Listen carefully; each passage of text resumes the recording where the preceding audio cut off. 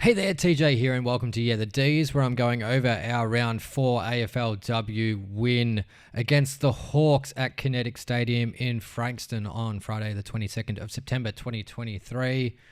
This is the type of footy I love to watch. It is nice and cruisy. The girls just go out there and get the job done, which is something our men's team has been missing, of just going out and being really, really clinical and, just getting the jobs done. And the girls do it. They've steamrolled onto their 13th win in a row, keeping teams goalless in last quarters again. It's an absolute dream to watch this side. Kept the Hawks to 6 scoring shots for the entire game, and they only kicked 1 goal in the second half. We kept them goalless for a half again. It's beautiful footy to watch. It's clinical. It's at the elite level. The intensity's there. The skills have gone up another level this year, and we're just showing that we're an absolute powerhouse in this AFLW league, and it is a joy to watch. So with that being said, let's get into the game. Just have a look at this nice steady score where, we kicked 2 goals in the first, 2 in the second, 4 in the third, and another 2 in the last. It's a good spread of goals. We probably could have put on a bit more. We had 20 scoring shots and went 10-10 for the game. Hawks play very, very, very, very high pressure game. They also flood back a lot in defense to try and choke up teams, and we were able to absorb that pressure and just put on more score and put on more scoreboard pressure. And game was pretty much done and dusted by half time. They weren't going to come back from 27 points down. They weren't able to get a goal on the board, and that was due to our pressure and good play. Just a really, really good spread of contributors throughout this game. Eliza West had her best game of the year, I thought. Tyler Hanks is just getting better and better week on week. Lauren Pearce is so dominating in the ruck and, made a lot of impact around the ground as well, even kicking a goal. Taylor Harris hasn't been as imposing as she was last year, and we don't need her to win anymore, which is really, really incredible. She got a gimme goal right at the end, taking a mark out the back in the goal square. Casey Sheriff has gone up another level. She had quite a few score involvements, set up a few goals, being an absolute menace in that forward line for us. Paxi is just still doing Paxman things, like she'll just chug along and do what she needs to do and just help out the side. Alyssa Bannon and Eliza McNamara have added so much pace to this team. Their ball movement really, really helps. Their running really, really helps. They help spread out the defense. It's just, it's so impressive watching these girls and the way that they go about it. Kate Hoare, once again, just leading by example. Making her the captain was an unreal choice, absolutely unreal.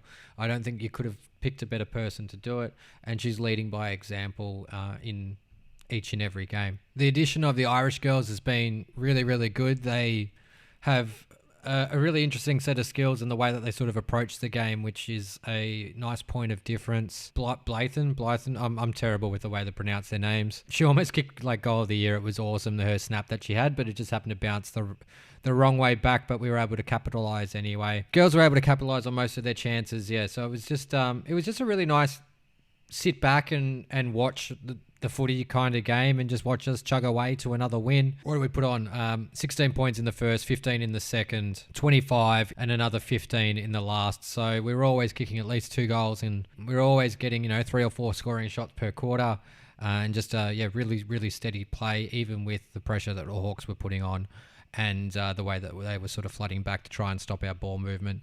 So really impressive with the team, really impressive with the way that they go about it. Shelley Heath, great again. Libby Birch, amazing also.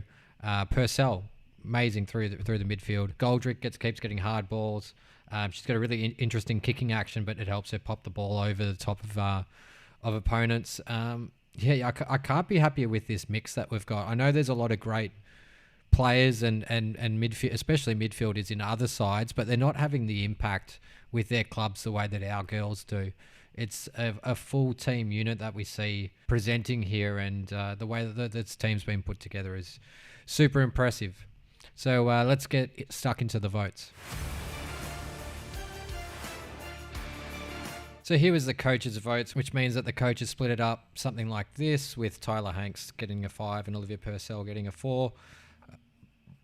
she's right up the top there, Tyler Hanks. I think she's like 4th on the leaderboard now. As for my votes, I gave 1 vote to Casey Sheriff, who had a huge impact, especially early in the game, setting up a few goals. Gave 2 votes to Eliza West, who had the most tackles for us in this game.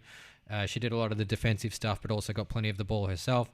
Gave 3 to Kate Hoare, who's just putting together a really stellar season. A couple of goals on the board for her, along with another 17 disposals and 258 metres gained. Gave 4 votes to Olivia Purcell, who had a very, very stellar game, 29 disposals, 464 metres gained, 5 tackles, 5 marks. 5 votes to Eden Zanker, who kicked 3 goals, 1 off her 14 disposals, had 8 marks for the game, 4 tackles, 300 metres gained, and had like 10 score involvements. It was pretty nuts. And then Tyler Hanks gets the 6. She's just absolutely killing it. 26 disposals from her, 4 clearances, 2 tackles, 1 goal assist, 2 marks. And just, got all of the drive happening for us. She's so impressive to watch and so enjoyable. That means that the leaderboard now looks like this.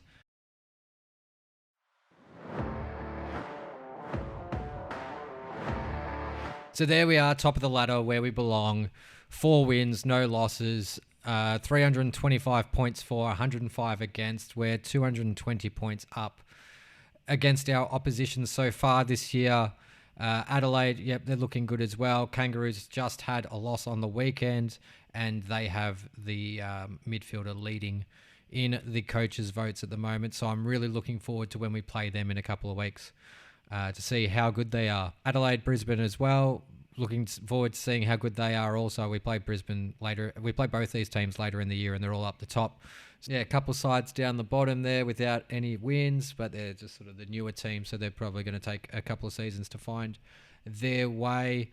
Collingwood's only gotten the 1 win after we beat them in the first round. But this is just a real short one because I don't have a lot to say. The D-Girls are just going out, executing their game plan and getting the wins on the board.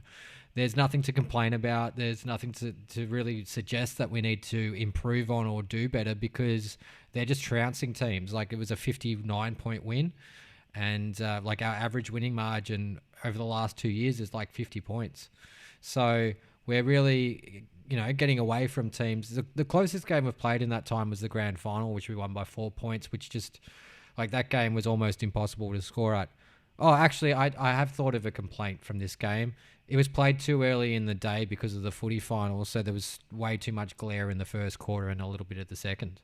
That's the only thing I can complain about was that it was played on Friday.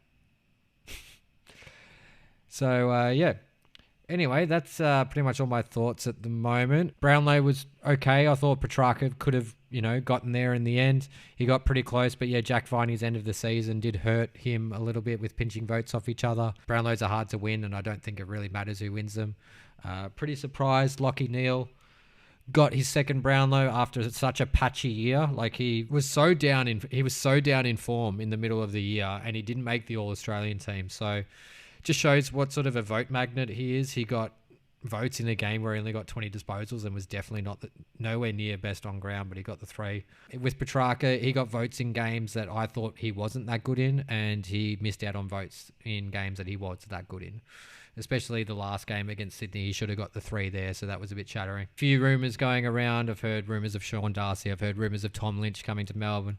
There was a bit to say on SEN today that, there's a few our players going out, but keep an eye on Melbourne because something's going to be coming in. So we shall wait and see what happens, but don't get too excited about rumours until they're true. But this has been The Dees. Thanks very much for watching. Leave your thoughts in the comments below. If there's any topics you want me to cover as well in this off season, leave a comment and let me know. Thanks heaps. Cheers.